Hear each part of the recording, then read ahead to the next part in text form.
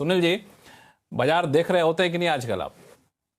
नहीं नहीं, जरूर देख रहा हूँ। और क्या है कि देखिए, ये जो डाउनफॉल है इन द मार्केट, मैं सरप्राइज नहीं हूँ, बिकॉज आप देखें तो पूरे वर्ल्ड के देश के अंदर एक ही देश का बहुत बुरा इम्पैक्ट हुआ है एज अ देश, मार्केट को छोड़िए, वो है भारत।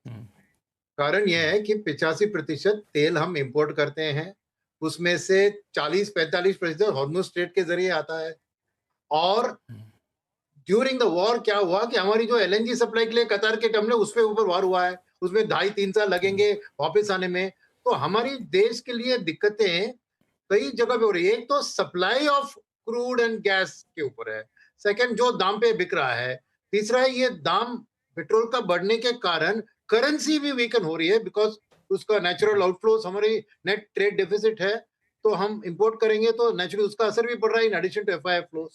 तो नेचुरली जब तक वॉर की स्थिति में, खास करके हॉर्मुज स्ट्रेट की स्थिति में क्लैरिटी नहीं आती है और तेल का दाम धमते हुए नहीं दिख रहा है, क्योंकि कितना भी सम डेज रिकवरी हुआ था, तेल का दाम 96-98 तक ही गया था, बट हमारे लिए तो $70 का तेल में इकोनॉमी बिल्ड हुई है।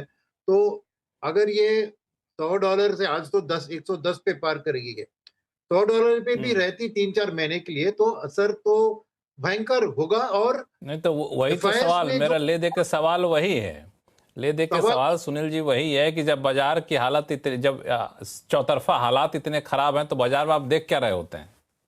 ये देख रहा हूं मैं अपना कैश में 1% हर दिन डिप्लॉय कर रहा हूँ। अच्छा, हर दिन जो एक मैंने परसेंट डाल नई लेते हैं? सुन लीजिए भाई, आप लोगों के पास में कैश 1% पड़ा हो तो सुनील जी की सलाह पे 1% हर दिन डालते रहिए। 1% ऑफ योर मतलब कैश, नॉट हाँ, नहीं तो मतलब 100 दिन तक ऐसी स्थिति रहने वाले, 100 दिन का टारगेट लेके चल रहे हैं, हर दिन ऐसे डालते रहे 1%। हाँ बिल्कुल, मेरा मानना वही है। क्योंकि देखिए, ट्रम्प की जो चाल थी कि 5 दिन का मोहरत, 6 अप्रैल तक मोहरत, ये रियली सॉल्व करने की कोशिश नहीं है। ये उस बीच में ट्रूप्स को उधर भेज रहे हैं।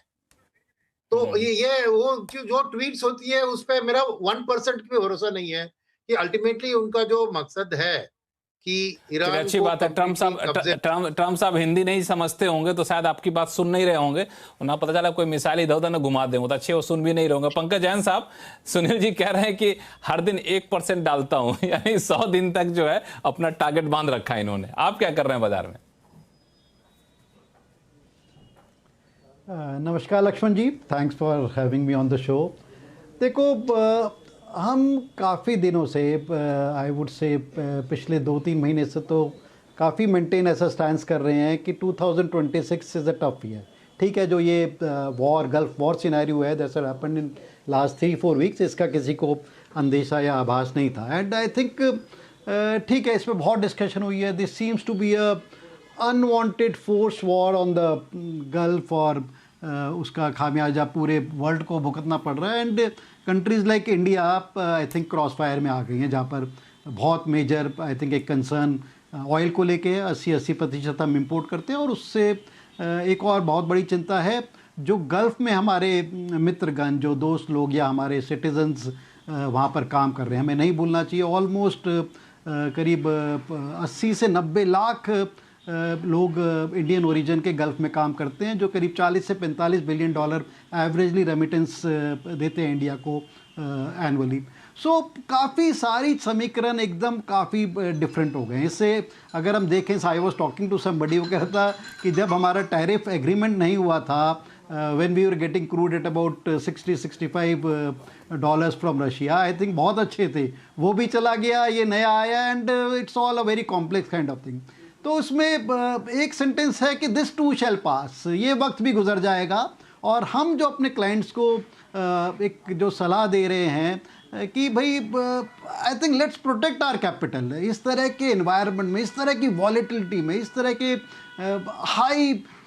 हाई बीटा नेचर में देखें जिस तरह से वॉलेटिलिटी चल रही है, it's more prudent to protect the capital. ठीक है, थोड़ी बहुत निबलिंग करते रहिए, जो बहुत अच्छे क्वालिटी स्टॉक्स होंगे, क्वालिटी सेक्टर्स होंगे, जहां हमें भी मालूम है वंस दिस सेटल्स डाउन, उतने ही तरह उभर के भी आएंगे। Not to forget, just to give you example, जैसे पोस्ट लीमैन, जब भी लीमैन के बाद अगले 1-1.5-2 साल में करीब 55 से 60 बिलियन डॉलर एफआईज का इंडियन मार्केट्स में आया था। During the covid phase, once covid phase was ebbing, करीब 35 से 40 बिलियन डॉलर्स इंडियन मार्केट्स में आया था। बट हमें ये नहीं भूलना चाहिए, आजकल जिस तरह के आप देख रहे हैं, मार्च का महीना, I think it's been a very very very kind of a sloppy month. करीब 95,000 करोड़ रुपए एफआईज ने मार्च के महीने में निकाल लिया है। एंड जो पिछले 3 महीने में निकाला है, फरवरी थोड़ा सा बेटर महीना था, पिछले 3 महीने में जितना निकाला है ऑलमोस्ट उतना 2025 में पूरे में निकाला था। So it's been a very very tough environment for Indian markets पिछले 15-20 महीने की अगर हम बात करें।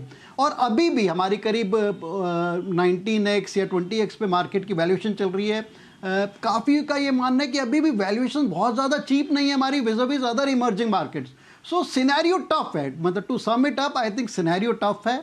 Immediately I don't expect any V shape kind of recovery. ठीक है, अगर वॉर में एक थमाव आता है, जेन्युइन ट्रूस आता है, जेन्युइन सीजफायर आती है, तो एक पुल बैक आएगा, एक पुल बैक आएगा,